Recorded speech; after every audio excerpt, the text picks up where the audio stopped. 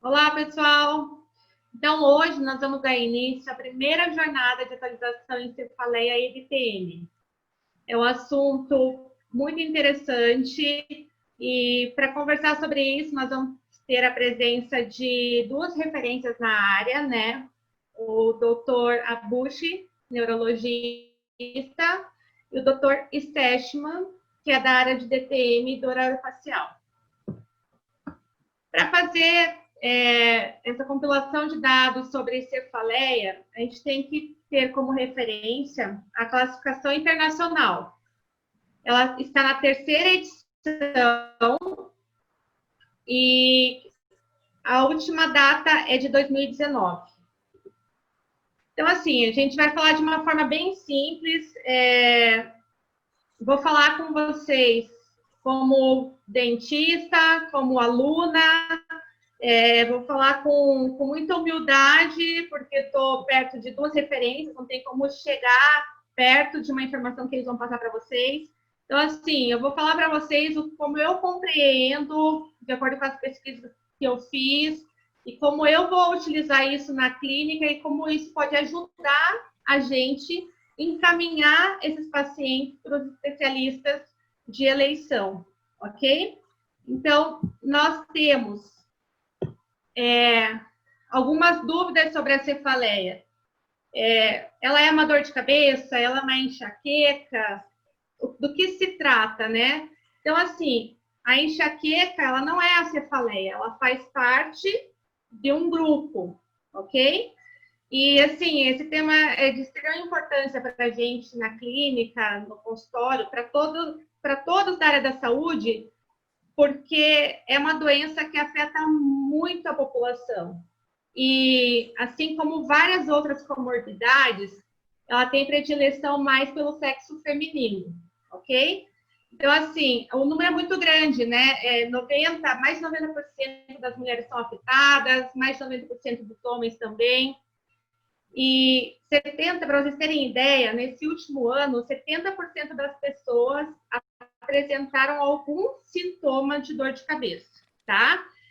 A cefaleia é a terceira queixa mais frequente nos consultórios médicos.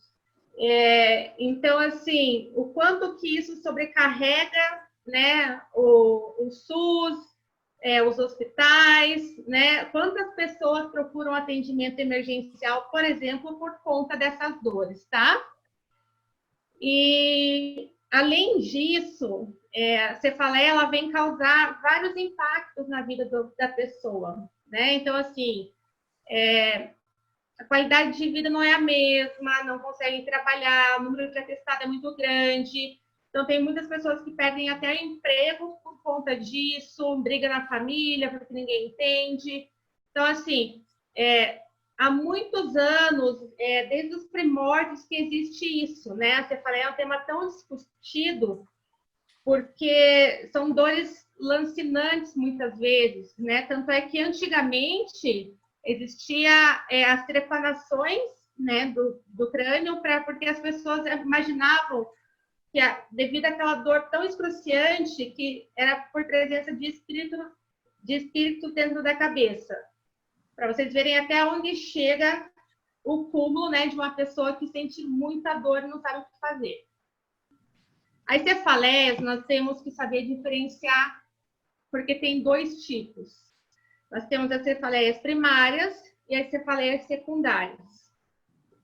E o que isso tem a ver com a odontologia? Por exemplo, no nosso caso, nós estamos com estruturas muito próximas, adjacentes, né? A calota craniana, por exemplo, passam nervos. Então, assim, nós temos uma estrutura muito próxima. E sabe-se que as dores de cabeça, elas acontecem da parte dos olhos para trás. Então, assim, e ainda nós temos as ramificações de dois nervos, certo?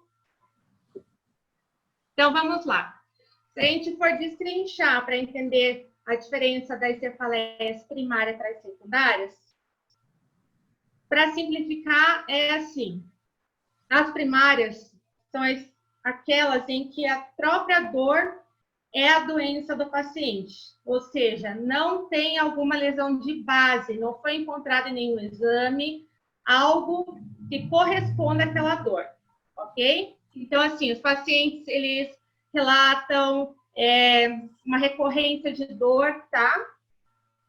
E das cefaleias primárias, ainda nós temos 3 tipos, que são as cefaleias, que é a enxaqueca, né?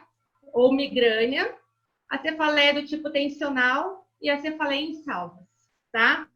Por que isso é importante? A gente tem que saber todas as informações do que o paciente traz.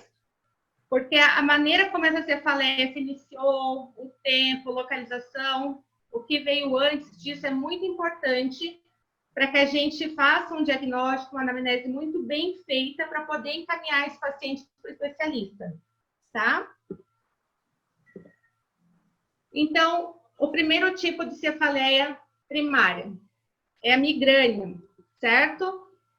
Ela é uma cefaleia mais comum, porém incapacitante. Então, o paciente não consegue executar as atividades rotineiras. É mais comum no sexo feminino, provavelmente tendo a ver com os hormônios, certo?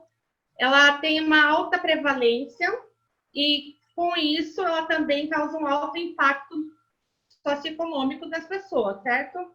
Ela é conhecida como a terceira causa de incapacidade, tanto em homens como mulheres, mas na idade abaixo de 50 anos, que vai coincidir com a idade produtiva do ser humano. É aquela idade em que ele está no mercado de trabalho, onde ele menos deveria sofrer essas dores.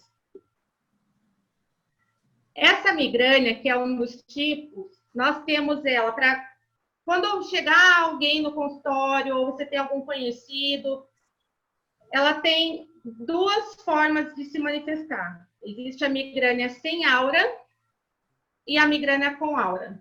A sem aura, ela é uma enxaqueca mais comum, acontece apenas de um lado e é considerada mais simples. A crise dela dura horas, certo? Ela é unilateral, ela tem intensidade moderada ou forte e é exacerbada por atividade física. Como ela tem uma intensidade moderada, alguns pacientes tentam a automedicação para tentar sanar essa questão dessa dor, tá? A migrânia com aura já é diferente. Então, assim, na migrânia sem aura, o paciente ele pode apresentar náusea, sonofotofobia, junto com essa dor. Ela pode vir junto, antes ou depois. Qual a diferença para migrânia com aura? O paciente percebe essas sensações antes. Então, ele sabe que ele vai ter essa dor de cabeça porque aparecem alguns sinais, tá? Então, assim, ele vai ter a visão mais embaçada, como está mostrando nessa imagem, tá? Ele vai ter formigamento de membros, ele vai ter osmofobia, né? Dificuldade de sentir cheiros mais fortes, não consegue ficar próximo da luz, nem de barulho, tá? E essa migrânia, ela exacerba com a atividade física, né? Então, aí a gente já consegue diferenciar uma da outra, tá? O paciente ele vai ter crises mais recorrentes, com durações menores, tá? E existe um consenso que diz que esse paciente, né, que tem essa migrânia com aura, ele precisa de uma medicação profilática. Então, muitos acabam usando antidepressivos cíclicos, anticonvulsivantes, como outros, ok? Aqui estão alguns dos sinais, então, que os pacientes encontram. Eles costumam ter esse padrão de visão com essas linhas mais serrilhadas, certo? Temos também a cefaleia do tipo tensional, que vai ser tratado mais para frente, com mais detalhes, vou dar uma pincelada aqui só para vocês entenderem, que é a que a gente mais encontraria no nosso consultório, porque ela é o tipo de dor mais comum, tá? E ela tem a intensidade leve a moderada. Então, assim, por ela não ser tão forte, o paciente acaba por se acostumar com essa dor, ele acaba se medicando também. Então, é um tipo de cefaleia em que o paciente dificilmente procura ajuda médica, porque ele convive com aquela dor, né? O paciente relata que essa dor é em aperto, eles colocam a mão dessa forma, então é como se fosse uma faixa apertando a cabeça. Ela é bilateral, o paciente geralmente não apresenta os sinais de sono e fotofobia, por exemplo. A dor não vai piorar com a atividade física, tendo em vista que até o paciente já se acostumou a conviver com aquela dor, né? E uma questão bem importante é que, como a gente tem que ter um diagnóstico diferencial, muitos pacientes relatam dor na nuca, por exemplo, e a gente sabe que pressão alta, né, uma hipertensão, ela causa também essa dor na nuca, tá? E também existe no consenso que tratamento para essa cefaleia seria tratamento profilático. A última das cefaleias primárias, o último tipo, é a cefaleia insalvas, conhecida como uma das piores dores experimentadas pelo ser humano, tá? Essa, diferente de todas as outras, ela é mais comum no sexo masculino, tá? Ela é considerada uma condição rara, tá? Não é todo mundo que já viu um paciente nessa situação, porém, não se sabe se ela é rara ou subdiagnosticada, né? Se falta um pouco de conhecimento sobre o assunto, tá? Ela é exclusivamente unilateral, ela não vai invadir a linha média, tá? Ela tem duração de aproximadamente 30 minutos.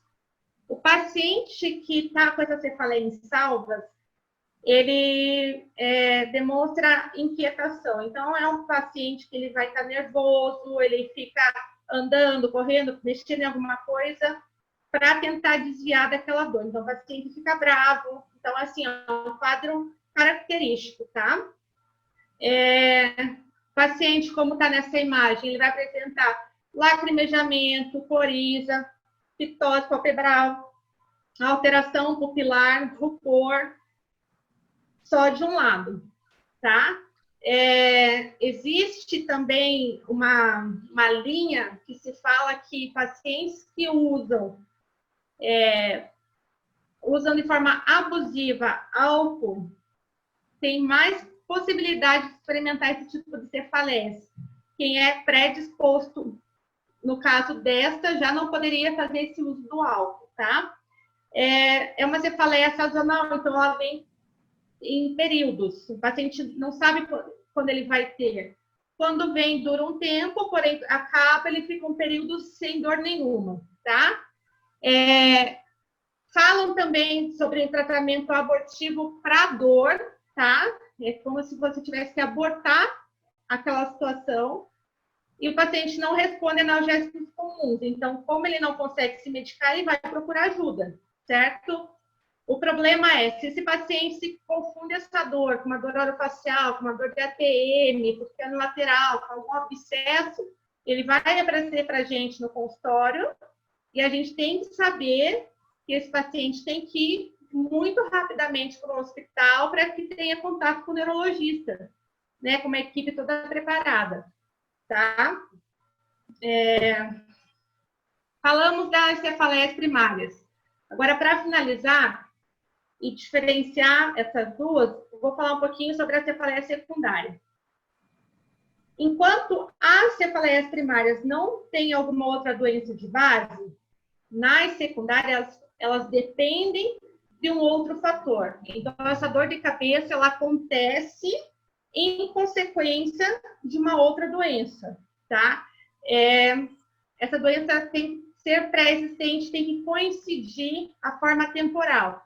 Então, o paciente está com um tumor, apresenta essa dor de cabeça, ela é secundária, tá? Então, por isso que a gente tem que ficar muito alerta com relação a isso. Então, se o paciente tem uma dor de cabeça, você faz os exames, possivelmente aparece uma outra situação, está vinculado uma situação com a outra, tá? Então, assim, um dos exemplos que a gente pode citar é infecções sistêmicas, intoxicações, meningites, hemorragia cerebral, tumores, tá? E no caso, ainda a gente coloca aqui as EPMs e odontologias, porque vamos supor que o paciente tem uma situação de infecção de um dente, um tratamento de canal que foi feito aquém do que deveria ter sido. Esse paciente, possivelmente, quando você tira aquela situação que está causando a dor, ele tem que cessar, porque seria essa dor secundária a essa situação, tá?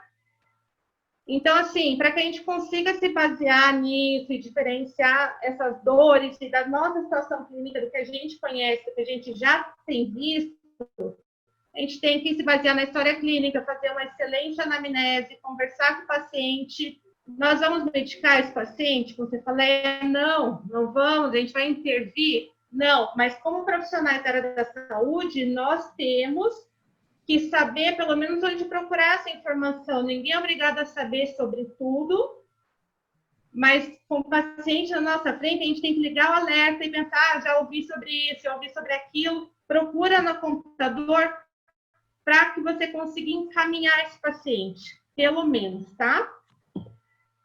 Então, assim, para finalizar aqui com vocês, uma situação que é bem importante.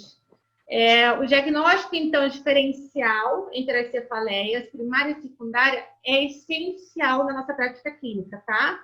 Porque se houver alguma chance de aquela dor que o paciente relata com dor de cabeça ter a ver com uma outra doença, ele pode estar correndo risco, aquela doença pode se espalhar muito rápido, ele tem uma chance maior de se tratar quando for diagnosticado quanto antes, tá? E, então, fica uma reflexão aqui para a gente. O paciente, com dor, ele geralmente vai procurar a gente, todos os profissionais da área da saúde, cada um em sua área, não só para obter aquele alívio da dor momentâneo, ele quer algo a longo prazo, é óbvio, ele quer entender o que está acontecendo com ele, mas também, se ele chegou até o teu consultório reclamando daquela dor, pode ter certeza que aquilo já interferiu nas atividades rotineiras da vida dele, que aquela dor já está gerando conflitos em casa, no trabalho, na vida social, porque para você sair da sua casa para procurar um atendimento, você tem que realmente estar sentindo muita dor. Porque não é gostoso ir, ninguém vai passear no médico, né? E nós, então, temos a total responsabilidade de fazer sempre o melhor para aquele nosso paciente, usando tudo que nós temos em mãos, né? Todas as informações, todo o estudo que a gente tem, todas as pesquisas, como eu disse aqui, né? O neurologista vai falar mais a seguir sobre isso. Nós temos que, no mínimo, saber conduzir esse paciente para o tratamento correto. Então, se eu tenho um paciente com chances de ter uma doença mais grave, é minha obrigação de passar esse paciente para frente. Assim, a gente vai ajudar, ok? Então, eu queria que vocês entendessem o porquê da gente juntar a odontologia com a neurologia neste momento, tá? Espero ter explicado de uma forma assim para vocês e que vocês consigam aproveitar um pouco mais sobre esse assunto. Agora eu vou passar a palavra para o Dr. Abushi, que vai dar um show de aula aí.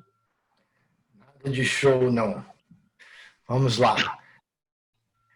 Boa noite a todos. Eu lamento que nós não estejamos conseguindo transmitir ao vivo, mas espero que os nossos competentes jovens do Paraná, onde as coisas funcionam, diferentemente do Rio de Janeiro, consigam resolver isso da melhor maneira possível. Eu vou compartilhar aqui essa tela e vou ser o mais objetivo possível, porque o objetivo desse evento é que nós tenhamos aulas rápidas, de 15 minutos, e possamos depois nos deter ou responder algumas dúvidas. Esse tema, cefaleia do tipo funcional e a diferença das cefaleias de causa odontológica, chamou a minha atenção há mais de 15 anos, quando Jeffrey Oxon, que é uma referência na dor orofacial, é um dentista também, esteve no Brasil, inclusive aí em Curitiba, e nos ajudou a entender uma série de aspectos relacionados às dores de causa odontológica. E o fato de que nada tem a ver, embora pareça frustrante, a dor do tipo tensional nada tem a ver com a dor de causa odontológica. Eu chamo a atenção para a necessidade que todos vocês têm, todos, de ter à mão para consulta a classificação internacional de cefaleia, que inclusive já existe na língua portuguesa. Nós participamos da tradução de uma versão anterior, dessa vez foi um grupo menor, e nessa classificação é muito claro que a cefaleia do tipo tensional é uma dor que não tem relação com secundariedade, embora a dor do tipo tensional possa estar associada com dolorimento da musculatura pericraniana, como essa classificação mostra muito bem, não é secundária a outras causas. As dores de cabeça, as cefaleias secundárias a causas das estruturas da cabeça, inclusive dos dentes e da articulação temporomandibular, existem e são descritas em outro item da classificação. Então, achar que problemas odontológicos causam cefaleia do tipo tensional é um erro, infelizmente, comum. A dor do tipo tensional é primária. E quais são os mecanismos? Quais as causas da dor do tipo tensional? Infelizmente, não é muito claro o que envolve a chamada dor do tipo tensional episódica, seja ela frequente ou infrequente, e as dores do tipo tensional crônicas. Mas é certo que há uma participação central. O controle descendente de modulação dolorosa, de modulação nociceptiva, é deficiente, é problemático em pacientes com a chamada dor do tipo tensional. Existe a participação de mecanismos periféricos que mandam um excesso de aferências das estruturas periféricas, como, por exemplo, a própria ATM e os músculos da cabeça, do pescoço, etc. Também há um excesso de informações provenientes do sistema límbico, das áreas emocionais do nosso cérebro. Mas isso só resulta em cefaleia e em dor em pacientes que revelam que têm um controle anormal na modulação descendente antinociceptiva. Existem algumas teorias. A dor do tipo tensional, embora seja mais prevalente, por não ser tão incapacitante, por exemplo, como a enxaqueca, é menos estudada. Lembrem-se que muito do que é feito em termos de estudo é feito graças ao dinheiro da indústria farmacêutica. E a indústria não se mostra interessada em estudar a dor do tipo tensional. Mas, em termos gerais, dir-se-ia que a dor do tipo tensional episódica, menos de 15 dias por mês, ocorre em função da interação de uma disfunção transitória no controle descendente da dor com alterações na periferia. E a dor do tipo tensional crônica, em mais de 15 dias por mês, e não tão prevalente quanto a episódica em todos os seres humanos, prevalecem em torno de 3% das pessoas, é associada a uma disfunção, aí sim, permanente do sistema descendente de modulação dolorosa, um aumento de aferências da periferia e o processo que todos vocês conhecem muito bem, de sensibilização central. Então, é frustrante, muitas vezes, para nós que estudamos cefaleia há tanto tempo, ficarmos nessa dúvida sobre o que causa a dor do tipo tensional. E a variedade de apresentações entre os vários pacientes. Uma coisa é clara, não se pode dizer que todo mundo que é tenso emocionalmente, ou que tem um alto grau de tensão muscular nos músculos do segmento cefálico, vai ter cefaleia do tipo tensional. Isso é claro e se conhece desde a década de 70. Já as disfunções ou as desordens temporomandibulares, como todos conhecem muito bem, envolve disfunção ou alteração das ATMs, dos músculos mastigatórios ou mastigadores e das estruturas acessórias. E é por isso que é bom diferenciar sempre a diferença de dor e disfunção. A disfunção pode ou não provocar dor, e a dor pode ser aguda e não necessariamente relacionada a uma disfunção que evolui de forma crônica. Por isso, eu corroboro aqui a necessidade que todos têm de ter à mão, não precisam decorar o item 11.6 e 11.7 da classificação, mas é interessante que tenham à mão para consultar. Todos podem baixar no seu computador, manter lá no desktop, na tela, e usar quando tiverem dúvida. E observem, as dúvidas sobre os mecanismos causadores da dor do tipo tensional são tantas que o tratamento é uma verdadeira bagunça, e uma bagunça sem consenso.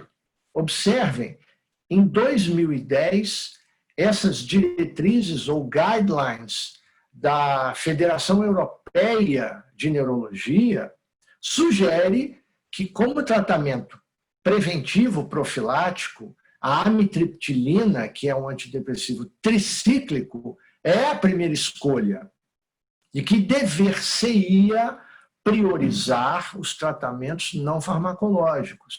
Mas no mesmo ano, uma outra revisão sistemática, inclusive muito bem feita, diz: os antidepressivos não foram superiores ao placebo. Não há diferença entre os vários antidepressivos. E relaxantes musculares não têm nenhuma utilidade na dor do tipo tensional. Se nós descermos alguns anos antes, vamos ver que alguns estudos e capítulos de livro corroboram e realmente afirmam a utilidade da amitriptilina como primeira escolha, embora revisões sistemáticas da literatura não corroborem a verdadeira utilidade da amitriptilina, muito menos com os chamados relaxantes musculares. Nesse aspecto, fica mais problemático ainda. Observem, nesse estudo de quase 30 anos atrás, a tizanidina foi claramente superior ao placebo em pacientes com dor do tipo tensional. E nesse, de poucos anos atrás, a combinação de amitriptilina com tizanidina, que todos, inclusive meus colegas dentistas, podem mandar manipular, o dentista pode prescrever esse tipo de medicação.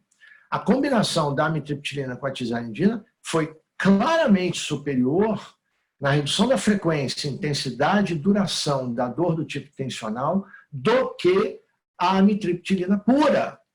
Então, diante dessa dúvida, o que é que eu, que faço só cefaleia já há algumas décadas, faço no dia a dia com esses pacientes?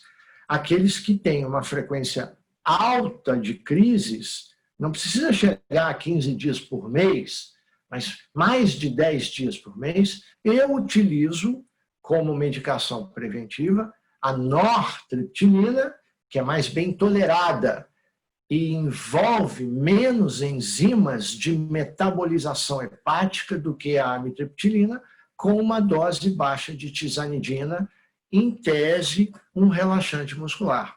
Aí vem um outro problema. Quais são os relaxantes musculares que existem no mercado brasileiro? Por via oral. A rigor, são 5. Vamos ver, o carisoprodol, que está em vários medicamentos, que não é relaxante muscular. É um ansiolítico que se transforma em meprovamato. A orfenadrina, citrato de orfenadrina, nada mais é do que um antihistamínico e anticolinérgico. A ciclobenzaprina é um análogo estrutural à amitriptilina, embora atue na formação reticular e atue também diminuindo o bombardeamento de neurônios motores envolvidos na contratura muscular, não é um relaxante muscular. E a tizanidina, que eu acabei de dizer que eu utilizo e que a literatura respalda, até com trabalhos relativamente mais recentes, também não é um relaxante muscular, e sim um modulador do sistema noradrenérgico por atuar no receptor alfa-2 pré-sináptico de ação central. Então, muitas vezes, nós nos colocamos diante de um dilema. Se nós queremos usar a melhor medicina, a melhor odontologia, aquilo que é respaldado pela literatura, no caso específico da cefaleia do tipo tensional, não vamos encontrar respaldo randomizado, placebo controlado. Da mesma forma que o paraquedas nunca provou ser mais eficiente do que a queda livre em trabalhos controlados com placebo.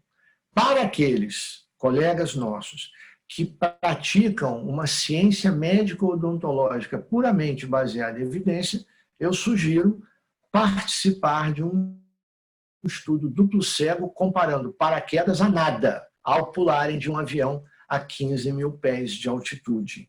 Então, a cefaleia do tipo tensional é realmente problemática em termos de compreensão de mecanismos, em termos de tratamento,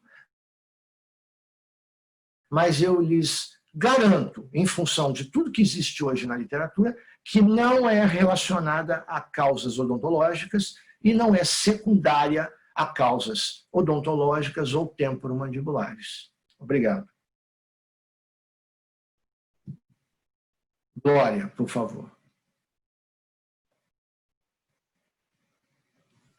Então, pessoal, agora vai ser a palestra do Dr. Stechman e vamos continuar falando mais sobre esse assunto aí que interessa muito para a nossa área, né? Vai lá, professor. Bom, gente, boa noite a todos. Da mesma forma que a doutora Busch falou, sinto uma pena que não esteja sendo ao vivo, mas está sendo gravada e a gravação, os meninos passaram agora que a gravação ao vivo está ficando excelente. Então, vamos ter bastante, vai ter bastante aproveitamento disso que a gente fala.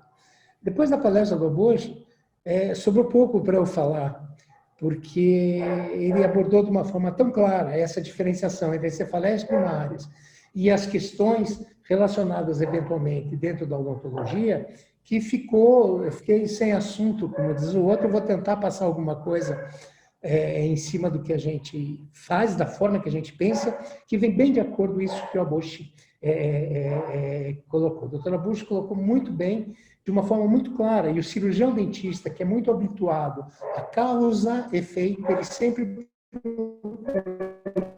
um mecanismo, isso aqui está errado por causa disso, isso aqui está certo porque eu fiz bem feito. Essa abordagem que a doutora Busch deu foi espetacular, que vem enriquecer muito a odontologia, os nossos alunos, os nossos amigos, o nosso grupo de pessoas que com certeza vão estar nos assistindo. E só fazer mais um comentário, essa revisão sistemática eu conheci quando eu fiz um curso há muitos anos atrás, eu venho trabalhando com revisão sistemática há algum tempo, e o professor da aula, Luiz Mezuma, que tinha acabado de voltar da Inglaterra, ele trouxe essa revisão, mostrou essa revisão no final da aula, como você fez. E eu costumo sempre dizer que a revisão sistemática depende de 3 itens. O que tem na literatura, a experiência do profissional. E esse dado todo mundo esquece. A experiência do profissional respeitando o paciente. Então, não é só o que está na literatura. Essa é a vantagem quando a gente tem a ciência aliada à experiência profissional, respeitando o paciente, que o Dr. Aboshi colocou tão bem dessa forma. Então, assim, dando prosseguimento à nossa jornada, eu vou compartilhar aqui a nossa tela para a gente discutir um pouquinho. Está aparecendo aí, gente? Sim. Tá, né? Então, deixa eu abrir aqui. Então, dando prosseguimento ao que o doutor Aboshi comentou, se a gente olhar essa imagem de entrada da nossa aula, já dá para a gente ver que existe uma complexidade nessa inervação dessa região. Agora, não é só isso que está aí. Nós costumamos falar muito em sistema trigeminal, que tem outras entidades envolvidas que vão carregar, vão convergir para áreas de sensibilização desse paciente. Então, a gente vai tentar falar um pouquinho da disfunção, falar um pouco dessa cefaleia atribuída a transtornos da articulação temporomandibular, falar um pouquinho da nova classificação de dores orofaciais, para a gente poder deixar isso bem claro para quem está nos assistindo. Então, eu vou iniciar aqui mostrando essa paciente, depois no final nós vamos discutir. Olha como essa paciente abre a boca. Ela abre a boca, não tem coordenação, ela trava um lado, ela tem uma história que a gente vai ver na sequência, mas eu já posso dizer que essa paciente é uma paciente com disfunção. Se precisa tratar disfunção, sim ou não, vai depender do exame clínico que a gente vai executar com essa paciente. Mas ela tem uma história, e essa história nós vamos ver na sequência. Então, quando a gente fala de uma disfunção temporomandibular, eu costumo sempre dizer que essa disfunção, ela tem 3 características básicas. Eu tenho a dor, eu tenho alteração do movimento e tenho ruído. Mas veja bem, ruído, cinemática e dor podem estar presentes ou não estar presentes, isolados ou sozinhos. Agora, quando eu tenho a dor, eu preciso entender de início que eu tenho o quê? Eu tenho dor com características nociceptivas. Eu tenho dor com características nociplásticas, que vão alterar a transmissão da dor. E tenho características das dores neuropáticas. Nós trabalhamos numa região onde eu tenho 12 pares cranianos, que desses 12 pares cranianos, vários desses pares estão envolvidos na sensibilização da toda a região orofacial e muitos deles na região cefálica também. Então, quando nós entendemos esse mecanismo, que nós vemos um paciente abrindo a boca, nós vemos a paciente que eu acabei de mostrar, ou nós vemos as articulações funcionando normalmente, lógico, eu estou diante de algo alterado com relação ao meu paciente. Então, dando prosseguimento...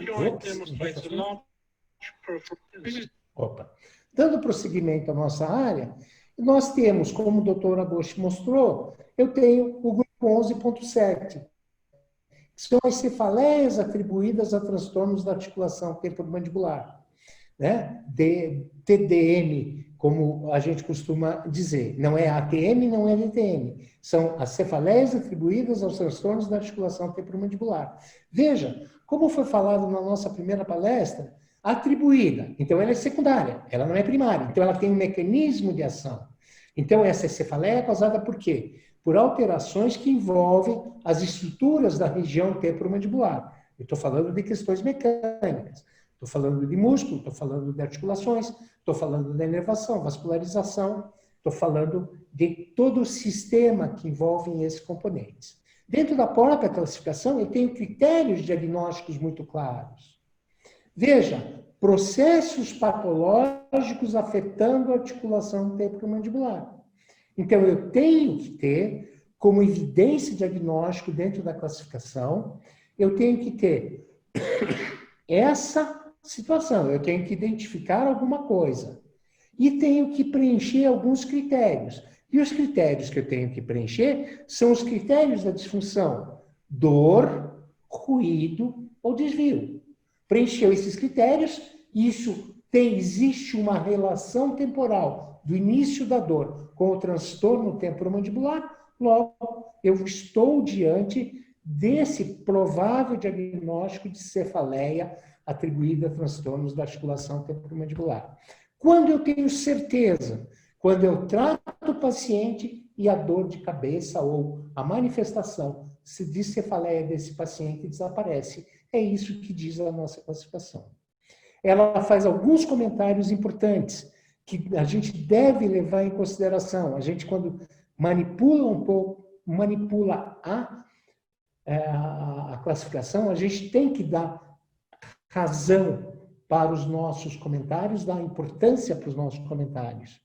Então, ele deixa bem claro, dentro das notas relacionadas às cefaleias atribuídas à articulação temporomandibular, que existe uma sobreposição entre a cefaleia atribuída à perturbação da articulação temporomandibular, resultando de uma tensão muscular, e da cefaleia tipo tensão. Então, existe essa confusão, que a doutora Bush explicou tão bem para nós. Então, você deve sim, se você não achar nenhuma manifestação na articulação, esqueça, você não tem nada a ver com isso. Nós precisamos deixar isso muito claro, né? Então, à medida que a gente vai trabalhando com isso, e isso é da classificação que foi traduzida em secundária somente da língua portuguesa de Portugal, por isso que eu fiz uma cópia ipsis literis para não alterar nada. Tá? Isso é da versão portuguesa, porque a versão brasileira das secundárias da cefaleia só saiu do grupo 5. A partir do grupo das cefaleias secundárias, elas não foram ainda traduzidas. Então, em respeito a quem traduziu, isso está colocado na classificação que está disponível na internet da língua portuguesa de Portugal. Então, o que é importante a gente entender? A dor não é simplesmente o reflexo das aferências vindos da periferia, mas é um reflexo dinâmico de plasticidade neuronal central. A neuroplasticidade altera o quê? Profundamente a sensação dolorosa, contribuindo para muitas síndromes clínicas da dor e pode representar um importante alvo de intervenção terapêutica. O que essas frases querem dizer? Que se eu não tiver um diagnóstico correto, a minha abordagem de tratamento provavelmente vai falhar. Eu tenho que estabelecer corretamente um diagnóstico para, a partir desse estabelecimento do meu diagnóstico, escolher para aquele paciente, para aquele indivíduo, a melhor terapêutica possível. Dentro, aí sim, do que temos de evidência, né? Fazendo uma brincadeira, você não vai prescrever para um paciente que tem uma cefaleia primária, você não vai receitar uma placa para esse paciente. Você está incorrendo em duplos erros. Primeiro, que não precisava de placa, e segundo, placa não trata DTM. Então, aí essas coisas a gente precisa deixar muito claro, o dentista precisa entender, e os nossos colegas médicos também precisam entender um pouco que a área da DTM, da dor orofacial, procura esmiuçar e aprender um pouco mais a respeito de toda essa transmissão. Então, os trabalhos mostram, sim, que quando o paciente tem as desordens temporomandibulares associadas com as dores de cabeça, em todos os tipos eu tenho o quê? Uma abrangência maior, eu tenho mais sintomatologia relacionada à dor de cabeça nos pacientes que têm disfunção. Quando eu pego os grupos do paciente sem disfunção, do grupo do paciente com disfunção, então o que acontece? A recíproca é verdadeira. Se o paciente tem DTM, as crises são mais frequentes e piores, é o que diz a literatura, e quando o paciente é um paciente cefálico, nós temos o quê? Nós temos mais sinais e sintomas relacionados ao DTM, ou seja, a dor da DTM fica exacerbada.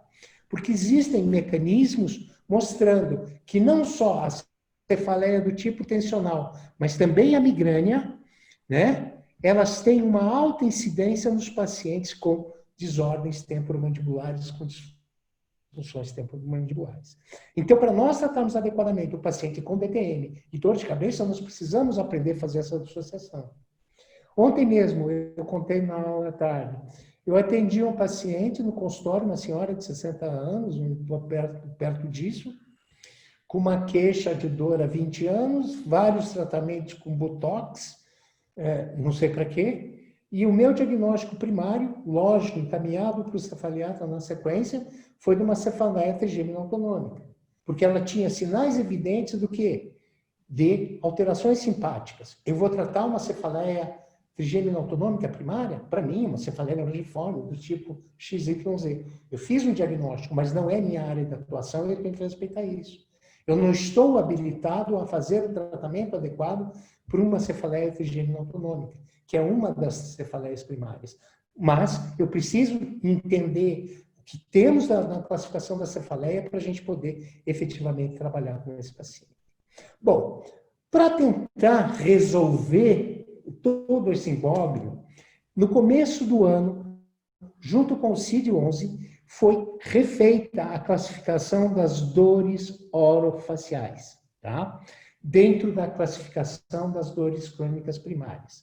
Então, dentro dessa classificação do CID-11, as disfunções tiveram um local de destaque. Elas aparecem num grupo separado. Com isso, nós tivemos, dentro deste universo, dentro de uma classificação internacional de dores, grupos de todas as dores que envolvem a área de atuação do cirurgião dentista, já em algumas áreas, conjunto com a neurologia. Então, eu tenho os dentes, o periodonto-mucosas, no grupo 1, grupo dor do miofascial, no grupo 3, dor na articulação temporomandibular, no grupo 4, as dores orofaciais atribuídas às lesões e doenças dos nervos. O dentista vai tratar? Não. Nós vamos encaminhar até de direito. Nós podemos, sim, auxiliar no diagnóstico. E o que chama bastante atenção, dores orofaciais que lembram apresentações de cefaleias primárias. Então, quando ele colocou essa classificação, não estou discutindo o mérito, se eu concordo, se eu não concordo, mas chama atenção a palavra que é usada. Recebem apresentação, lembram apresentações de cefaleias primárias, mas não estão no grupo das cefaleias. Por quê? Porque elas atingem outra região da face que não o segmento cefálico. Então, isso, se nós olharmos aqui, se nós olharmos com carinho essa classificação, a gente vê que eu tenho a orofacial migraine, tensional tipo orofacial pain, cefaleias autotrigêmino autonômicas e outros cefaleias neurovasculares. Então, foi feita essa classificação com as suas divisões, usando os mesmos parâmetros, a mesma sequência dos critérios diagnósticos das cefaleias, para nós termos efetivamente essa abordagem. Agora, algo chama muito a atenção. Todas essas cefaleias têm esta frase: pacientes que têm dor exclusivamente na região facial, semelhante à cefaleia primária, mas sem dor de cabeça. Todos os outros devem ser codificados de acordo com quem? Com a classificação de cefaleia. Então, isso aqui é fundamental. Nós entendermos a área de atuação do cirurgião dentista. Eu posso ter, é mais raro, não é raro, eu preciso investigar adequadamente, sim, mas para fazer isso eu preciso conhecer. E hoje nós temos essa classificação de dores orofaciais, onde, se você não tiver preparo adequado, talvez você faça um monte de confusão. Mas lembrem bem dessa palavrinha, exclusivamente na região facial. Então, aí eu posso usar essa classificação. Diferente disso, ICH3, Classificação Internacional das Dores de Cabeça, das cefaleias. Tá certo? A terceira versão. Muito bem. Tentando dar uma explicação para isso, tá? Eu gosto mais de usar o que nós chamamos de sistema trigêmeo, sistema trigeminal, do que nervo trigeminal. Por quê? Porque existe na região trigeminal um complexo arranjo de fibras de transmissão nervosa, interneurônios, conexões sinápticas que processam as informações recebidas das três divisões do nervo. Embora esse complexo receba estímulos aferentes, principalmente do trigêmeo, ela também recebe sônios aferentes de nervo facial, glossofaríngeo, vago, cervical superior. Essa conexão entre os nervos cervicais superiores e os núcleos do trato espinhal do trigêmeo podem aparecer o quê? Como um mecanismo envolvido da dor facial e dores de cabeça. Então, aí faz, pela convergência dessas informações, é que muitas vezes a gente tem diagnósticos imprecisos, tratamentos mal sucedidos e excesso de medicação dos pacientes por não ter uma abordagem correta. Tentando esclarecer ainda mais, dentro desta musculatura, principalmente de masséter e temporal, nós temos o quê? Sistema nervoso autônomo, fibras do sistema nervoso autônomo, que estão diretamente envolvidos nos mecanismos simpáticos. Então, quando eu tenho a consciência, quando eu tenho conhecimento, que eu tenho presença de fibras embriogênicas e fibras neonatas dentro da musculatura trigêmea, que tem um relacionamento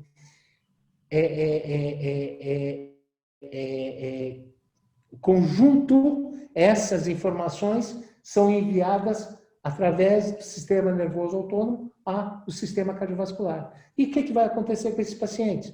Vão ter aumento do batimento cardíaco, frequência cardíaca, aumento de vasodilatação, vasoconstrição, dependendo da área que ele está atingindo. Talvez isso seja mais um mecanismo de explicação por que além da função motora, que a gente não conhece dos músculos, mas também o sistema nervoso autônomo envolvido na manutenção dessas dores pela presença dessas fibras nos próprios músculos da mastigação, principalmente em masséter temporal. Uma quantidade muito grande de células neoformadas, células jovens, nesses itens que vão se diferenciar para poder ter essas manifestações. Então, são dados interessantes que fazem a gente pensar nessa sensibilização, nesse aumento de sensibilização dos nossos pacientes e fazendo a confusão com essa área de diagnóstico. Só para a gente terminar, eu tenho um caso para a gente conversar rapidinho, de uma paciente com 29 anos, queixa de dor moderada severa, unilateral, pulsátil, com duração entre 24 e 48 horas, se não tomar remédio, toma vários comprimidos quando está em crise, não consegue desempenhar atividades rotineiras, presença de luzinhas piscando e às vezes náusea, a luz e o barulho incomodam muito. Presença de ruído articular, que é a ponto de incomodar as pessoas, já travou com a boca aberta, relata e ainda sente pressão estranha e dor na frente da orelha direita, na região da TM. Tratamento ortodôntico dos 13 aos 14 anos, sem nenhuma história médica odontológica relevante. Muito bem. Continuando o nosso caso, mostrando a paciente, a gente já mostrou ela no início, aparentemente uma condição dental oclusal normal, dentro dos parâmetros normais, vários exames, ela já veio com vários exames postos, colocados, trouxe, porque ela tinha alterações da TM e a TM causava as dores dela. Muito bem. Chegou para a gente, algumas situações nós gostamos de colocar. Algumas perguntas que eu considero chaves para o dentista começar a entender quando a gente tem uma manifestação dolorosa do paciente. As questões são oclusais? Os sintomas que o paciente sente são decorrentes de algum tratamento anterior? Esse paciente tem dor de cabeça? Tem outra causa que eu desconheça? Tem algum exame para solicitar? O que eu vou fazer? Simples resposta. Eu tenho que estabelecer o diagnóstico. E como é que eu vou estabelecer um diagnóstico de um caso como esse? Eu preciso desarmar, eu preciso montar a estrutura, eu preciso ter um fluxograma da doença. Muito bem, duas queixas. O que eu achei? Dor de cabeça e dor da TM. Relacionada à TM. Ruído na TM tinha travamento. Então, aqui eu tenho sinais e sintomas associados. Mas tenho dois tipos de dor. Tenho dor na TM e tenho dor de cabeça. Eu tenho que diferenciar. Para poder entender, quando eu estudo um pouquinho a classificação de cefaleias, eu começo a ter o quê?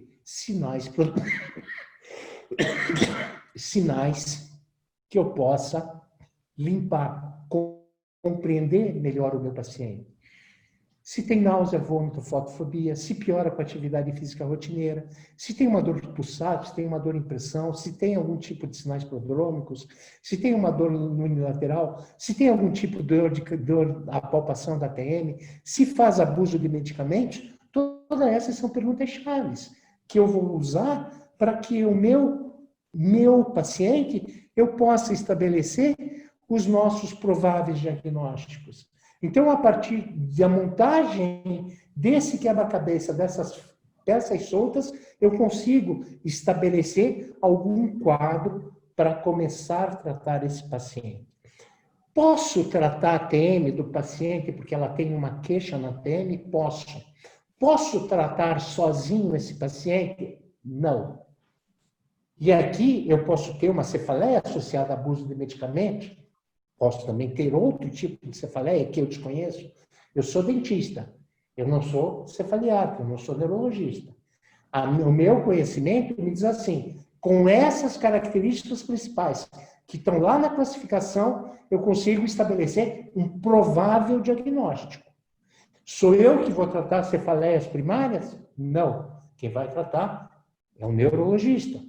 Principalmente o neurologista que domina a arte das cefaleias, porque é uma arte.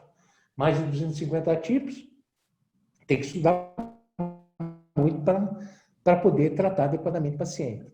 Então, isso como ilustração daquilo que a gente fala para vocês, tem falado para vocês, nós precisamos ter esses dados para a gente poder tratar adequadamente o nosso paciente.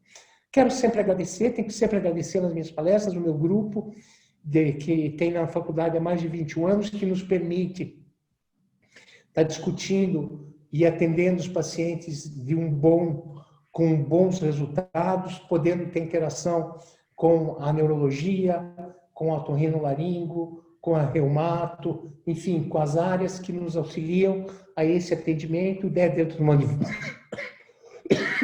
uma universidade, custos subsidiados. Então, a gente consegue, com isso, ter um volume há mais de 20 anos grande de paciente que nos obriga a trabalhar cada dia mais, estudar cada dia mais.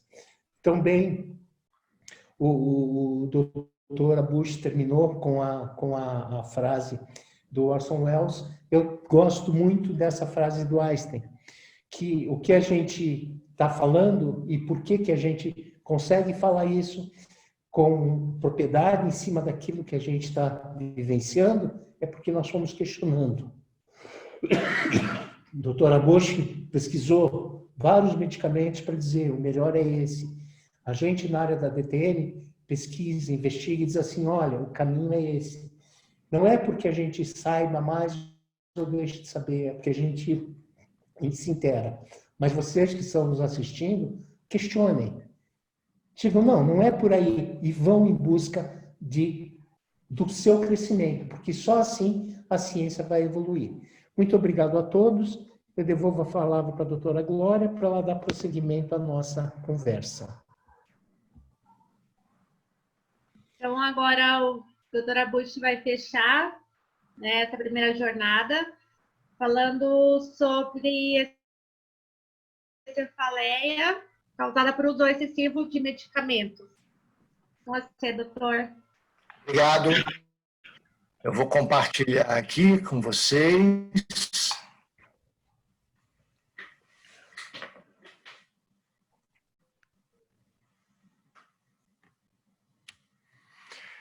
Esse assunto é aquele que eu mais me dedico e tenho a maior tranquilidade de dizer que provavelmente é o assunto que nós mais vemos no nosso dia a dia.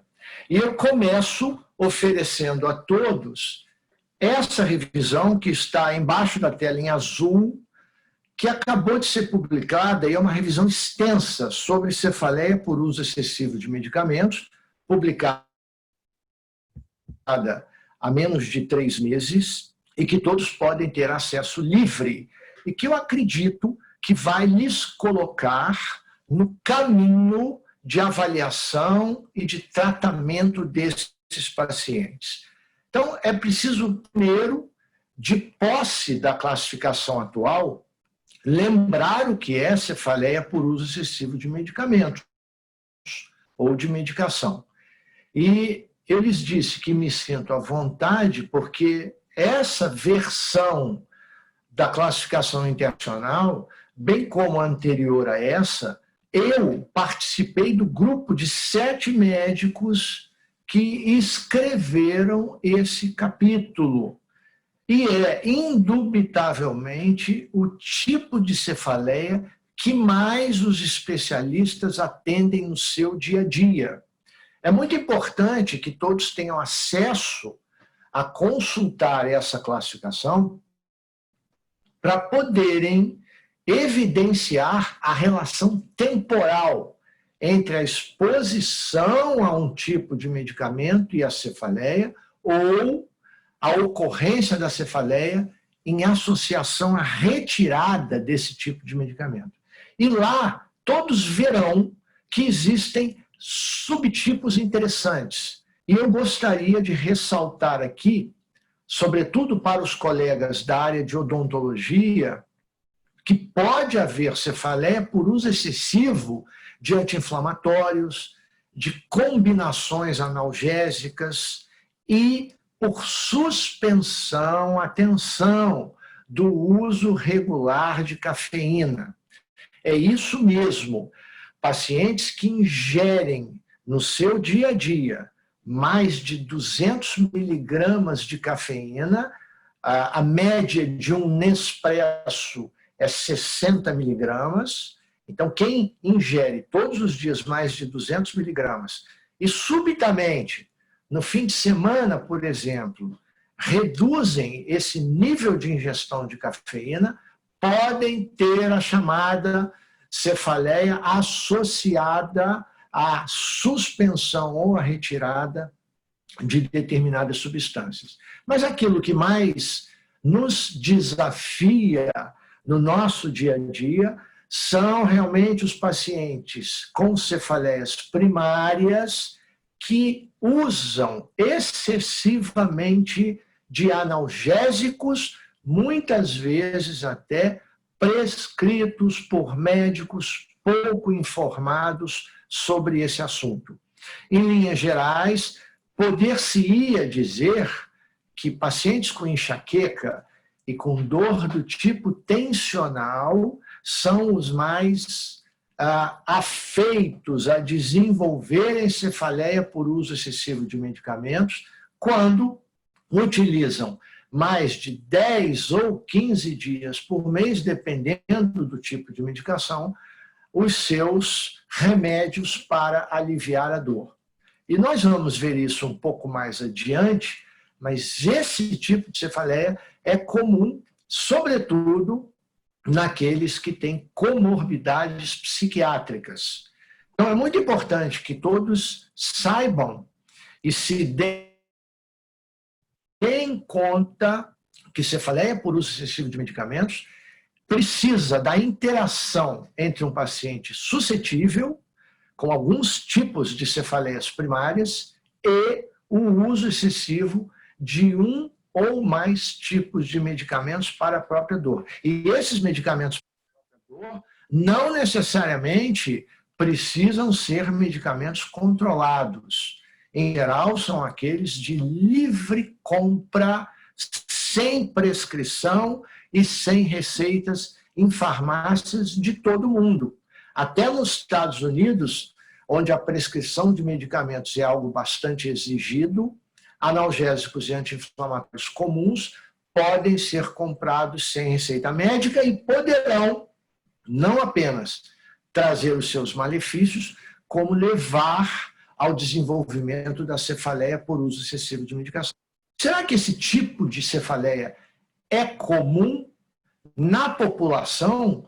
Talvez não seja tão comum como a enxaqueca, como a dor do tipo tensional episódica, e acomete uma média de 1,5% a 2%.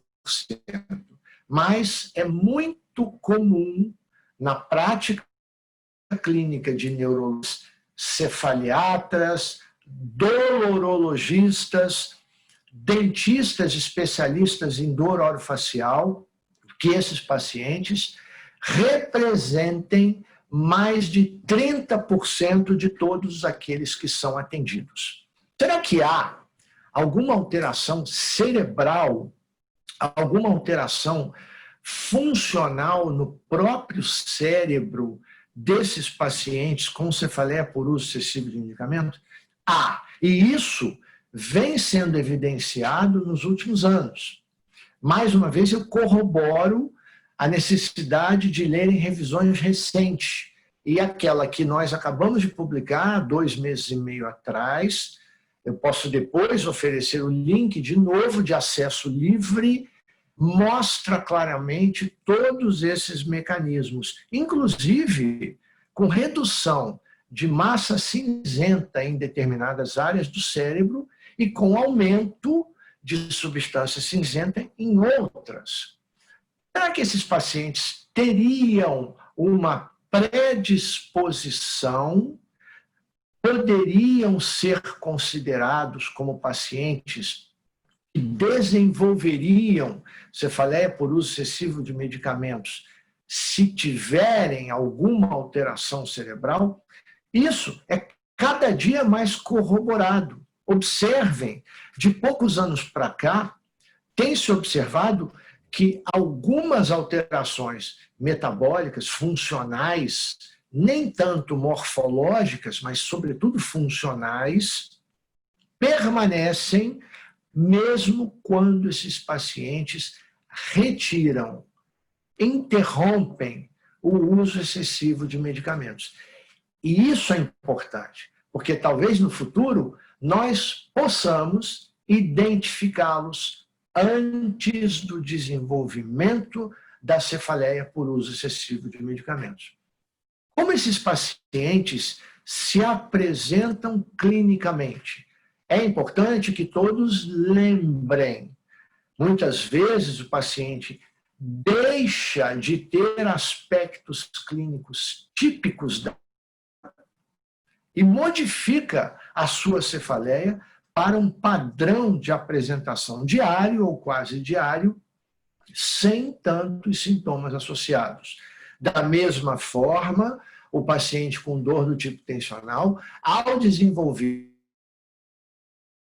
cefaleia por uso excessivo de medicamentos, pode modificar um pouco o seu padrão de apresentação clínica. Por isso, a necessidade de vocês todos consultarem como esses pacientes podem se apresentar clinicamente. E eu gostaria de ressaltar aqui o maior desafio que todos nós temos no nosso dia a dia. Não é só o paciente com cefaleia por uso excessivo de medicamentos, mas é o paciente que, além disso, tem comorbidades psiquiátricas. E, por algum motivo, gostam muito de enfatizar ansiedade e depressão. Os meus colegas médicos, por vezes, esquecem que o maior problema não é a ansiedade e depressão, e sim aquilo que nós chamamos de comorbidades psiquiátricas do tipo transtorno de personalidade. As mais comuns são o paciente borderline e a paciente histriônica. Lembrando que os narcisistas também são extremamente problemáticos e já chegam no consultório brigando com a secretária, brigando com os outros pacientes, achando que eles não podem esperar, achando que eles devem ter uma atenção especial e muitas vezes destruindo qualquer possibilidade de tratamento. E por falar em tratamento, como é que se aborda o paciente com dor por uso excessivo de medicamentos? Se nós não fizermos uma abordagem multidisciplinar, multifatorial, que envolva necessariamente a suspensão desse uso excessivo, não teremos como ajudar esse paciente na maioria das vezes. E aqui eu gostaria muito de ressaltar que, a despeito de alguns estudos que sugerem o contrário, nós entendemos que interromper esse uso excessivo é crucial para que o paciente tenha alguma possibilidade de melhorar. Do contrário, os tratamentos serão sempre aquém da evolução desejada. E como exemplo disso, esse estudo de alguns anos atrás, do professor Dinner, da Alemanha, que sugeriu que o topiramato, mesmo sem a interrupção do uso excessivo de medicamentos, poderia ajudar esses pacientes. Eu discordo frontalmente dessa observação no dia a dia da clínica com esses pacientes.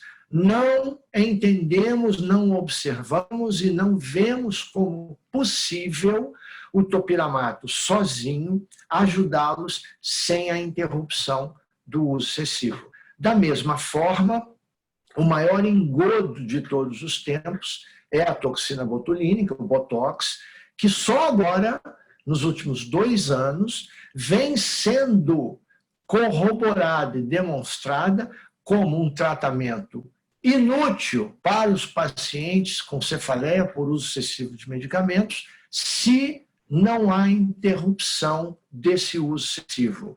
E eu costumo dizer, até lastreado por essa revisão da Cochrane de 2 anos atrás, que o Botox para a cefaleia só é bom para o bolso do médico que faz e não para o paciente. Então, cuidado, ficarão tentados a usar Botox para ganhar mais dinheiro, mas aqueles que optam pelo bem-estar do paciente, por favor, desistam dessa abordagem. E os novos anticorpos monoclonais anti-CGRP, disponíveis no Brasil a partir desse ano. Nós já temos 3 e todos eles, sendo que o primeiro foi o Erenumab, o Pazurta, o nome comercial, todos eles sofreram uma avaliação, foram estudados em análises de subgrupos de pacientes que abusam ou usam excessivamente os analgésicos. Todos eles demonstraram superioridade sobre o placebo. Aqui é o Galcanezumab e o Fremanezumab.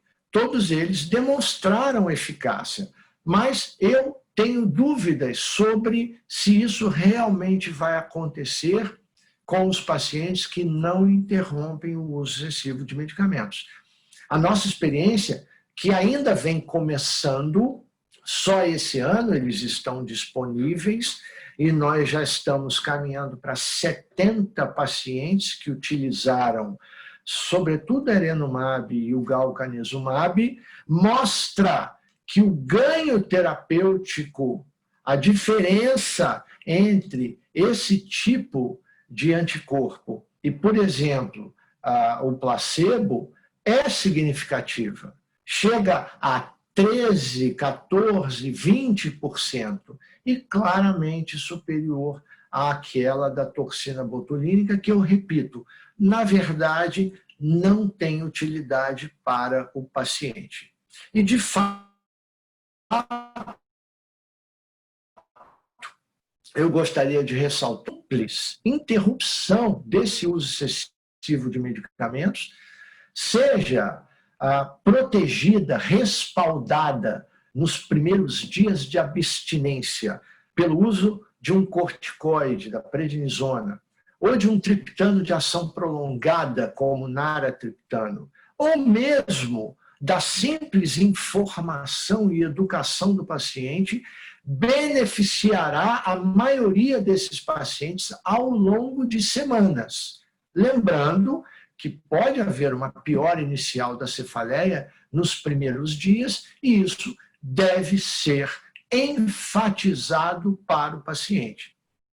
Há 3 anos atrás, nós publicamos uma outra revisão, um estudo com pacientes, o que eles receberam e mostrando que, a despeito do tratamento que nós fizemos, e independente do que nós escolhemos para tratar esses pacientes, a maioria evoluiu positivamente, com decréscimo mantido da frequência de dor ao longo de meses, desde que tenham interrompido o uso excessivo de medicamentos. Então, o que existe hoje de objetivo, de consensual em relação aos pacientes que usam excessivamente remédios para dor e têm cefaleia diária ou quase diária? Temos que interromper esse uso excessivo. Nós não sabemos ainda, não há estudos claros e bem controlados sobre a melhor opção de tratamento.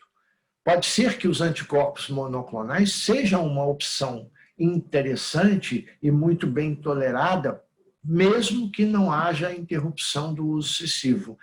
A taxa de sucesso é alta, desde que o paciente seja bem orientado. E nós sugerimos sempre uma abordagem multidisciplinar no tratamento. O prognóstico é muito bom, desde que não voltem a usar excessivamente os remédios para dor, o prognóstico é muito bom. Ainda assim, e lamentavelmente, mesmo com toda sorte de abordagens competentes ou inidôneas, como é muito comum no meio da cefaleatria, abordagens inidôneas, pouco confiáveis, de caráter questionável, mesmo assim, nós ainda teremos aqueles pacientes que não respondem a nada, sobretudo se forem pacientes com comorbidades psiquiátricas do tipo transtorno de personalidade. Obrigado.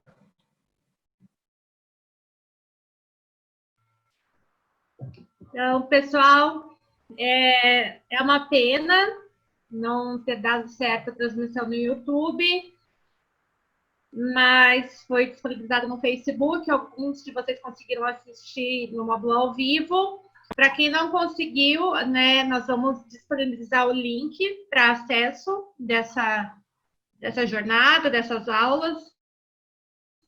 E quero agradecer a compreensão de vocês, né, que tentaram assistir, mas de alguma forma vocês serão recompensados com esse material, ok? E quero agradecer à equipe do T-Play pelo ótimo trabalho que sempre faz com a gente.